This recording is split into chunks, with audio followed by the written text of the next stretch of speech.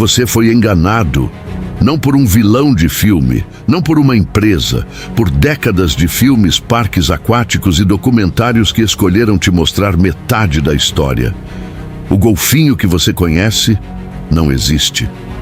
O que existe é um predador de alto coeficiente intelectual, com alianças políticas, comportamento coercitivo, documentado por cientistas e técnicas de caça que rivalizam com as de qualquer lobo ou leão. E nos próximos minutos, a ciência vai te provar isso. Nos anos 1960, uma série chamada Flipper transformou o Tursiops truncatus em ícone cultural. Inteligente, protetor, quase humano. Por 60 anos, construímos uma indústria em cima dessa imagem. Bilhões de dólares, brinquedos, tatuagens, logos de organizações ambientais.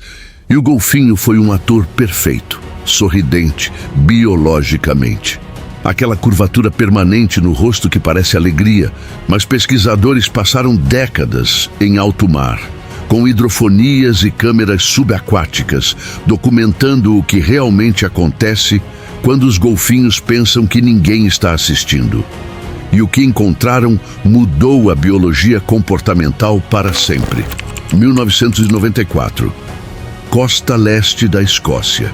Pesquisadores do Sea Mammal Research Unit começaram a encontrar carcaças de botos, Phocoena phocoena, nas praias com uma frequência perturbadora, sem marcas de rede, sem sinais de embarcação.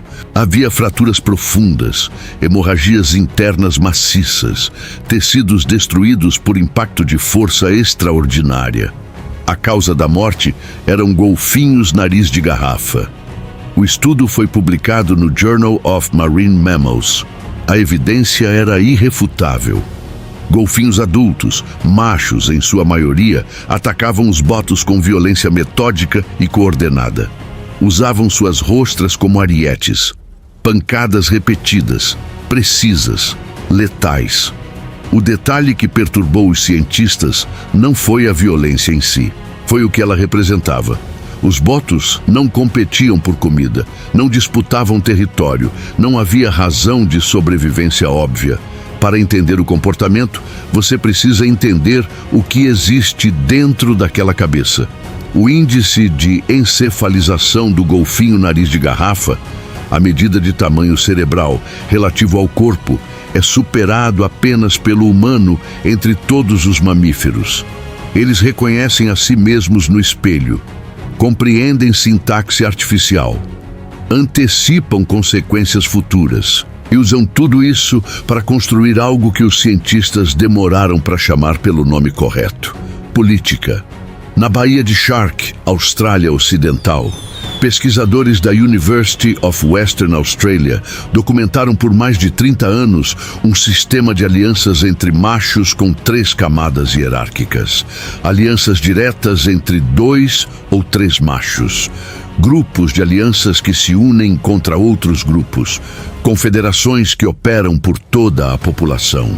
Esse sistema foi descrito em estudo publicado no Proceedings of the National Academy of Sciences, em 2022, como o exemplo mais complexo de cooperação estratégica entre machos fora da espécie humana. O objetivo central dessas alianças? Controlar as fêmeas. Grupos de machos cercam fêmeas em cio, bloqueiam a saída, impedem acesso de rivais. A fêmea não escolhe. Isso tem nome na literatura científica: coerção reprodutiva. Preciso pausar aqui por um momento, porque o que vou contar agora é o ponto em que muitas pessoas param de assistir. Não porque seja mentira, mas porque é verdade demais. Infanticídio. O ato de matar filhotes foi documentado em populações de golfinho nariz de garrafa na Virgínia, no Brasil e na África do Sul. Em todos os casos, machos adultos que não eram os pais. A hipótese científica mais aceita é que, ao eliminar o filhote de outro macho, o agressor provoca o retorno do ciclo reprodutivo da fêmea. É frio, é calculado. E em alguns casos documentados, a violência ocorreu sem fêmea disponível nas proximidades, sem benefício reprodutivo imediato. A violência, em certos contextos, parece ser também uma demonstração de poder. Isso não significa que golfinhos são maliciosos. Significa que eles são extraordinariamente complexos, mais do que qualquer Disney ou Flipper quis que você soubesse. Os pesquisadores Richard Connor e Rachel Smoker, da University of Massachusetts, documentaram que os machos da Baía de Shark carregam cicatrizes ao longo de toda a vida. Marcas de dentes, feridas de impacto, registros físicos de combates que, em alguns casos, resultam em morte. A estrutura social é permanentemente moldada pela violência e pela ameaça de violência. As fêmeas aprendem rapidamente a hierarquia e operam dentro dela. Em estudos de longo prazo na costa da Flórida, pesquisadores documentaram que fêmeas com acesso a machos de aliança dominante produzem mais filhotes e com maior taxa de sobrevivência. O sistema funciona para quem está no topo. E o mais perturbador, jovens machos observam, aprendem, reproduzem. É cultura, transmitida socialmente de geração em geração. Mas se os comportamentos agressivos revelam a sombra, as técnicas de caça revelam algo igualmente perturbador: a genialidade. Na costa de Laguna, no Brasil, uma parceria entre golfinhos e pescadores existe há mais de 150 anos. Golfinhos identificados individualmente sinalizam para os pescadores quando e onde lançar as redes. Esse comportamento é transmitido de geração em geração dentro da população de golfinhos. É cultura, aprendizado social não humano. Documentado pelo pesquisador Fábio Daura Jorge, no periódico Biology Letters, único no mundo. Na costa da Flórida, os golfinhos desenvolveram o strand feeding, alimentação em encalhe. O grupo cria uma onda que arremessa cardumes inteiros para margens lamosas.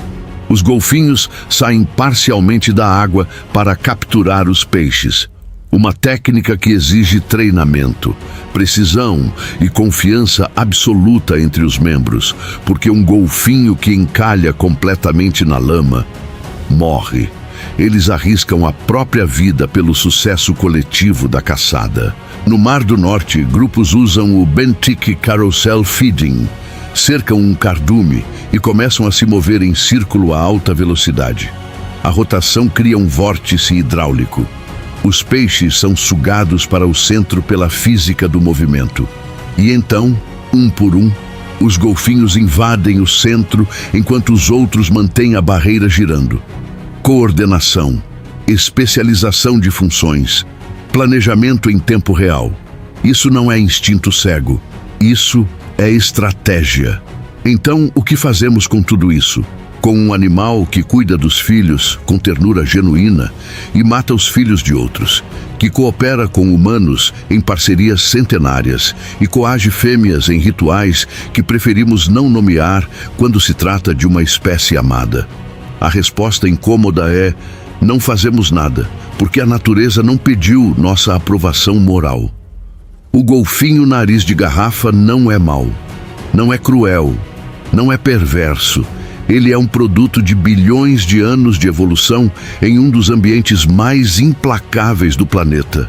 E nesse processo desenvolveu um conjunto de estratégias sociais, cognitivas, físicas, que ao mesmo tempo nos fascinam e nos perturbam.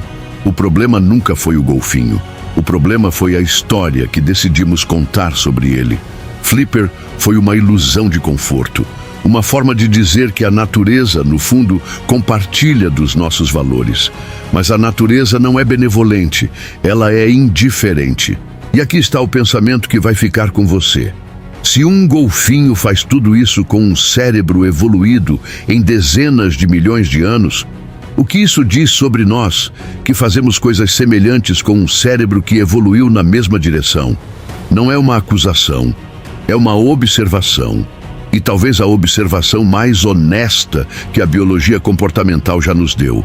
O golfinho nos mostrou que inteligência e violência não são opostos, que estratégia e crueldade podem coexistir no mesmo ser.